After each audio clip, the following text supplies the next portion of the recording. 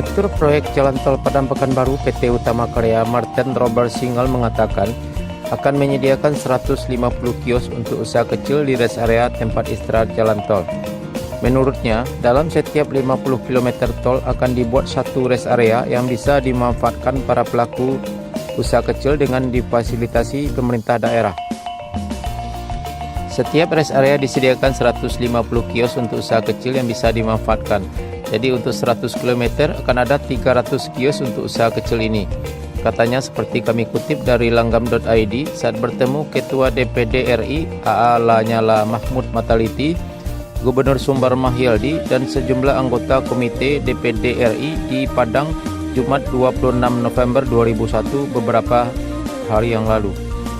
Menurutnya hingga saat ini lahan yang telah bebas pada seksi 1 Padang Sicincin adalah 13,18 km atau sekitar 36% dari total 36,6 km panjang ruas pada seksi 1. Konstruksi total hingga saat ini menurutnya telah mencapai 45,52% yang didukung pengadaan semua bahan yang dibutuhkan yang telah didatangkan 99%.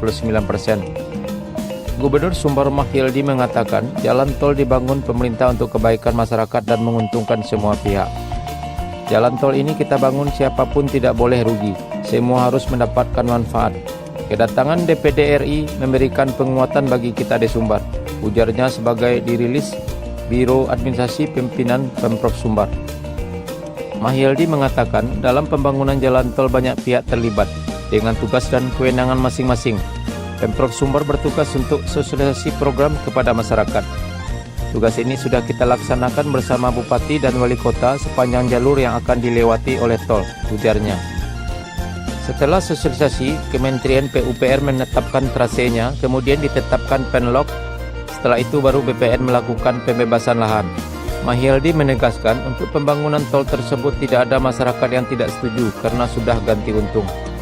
Sementara itu Ketua DPD AA Lanyala Mahmud Mataliti dan anggota komite yang datang menyorot tentang pembebasan lahan tol Padang Pekanbaru yang masih terkendala. Persoalan tanah adalah persoalan vital dalam pembangunan, karena itu harus segera diselesaikan. Selain itu, konstruksi tol juga harus diperhatikan agar tidak cepat rusak. Konstruksi benar-benar harus memperhatikan kondisi tanah terutama yang labil seperti rawa. Menurutnya, manfaat jalan tol juga harus bisa dirasakan oleh masyarakat dan usaha yang sebelumnya sudah ada. Jangan sampai mematikan UMKM sepanjang ruas tol.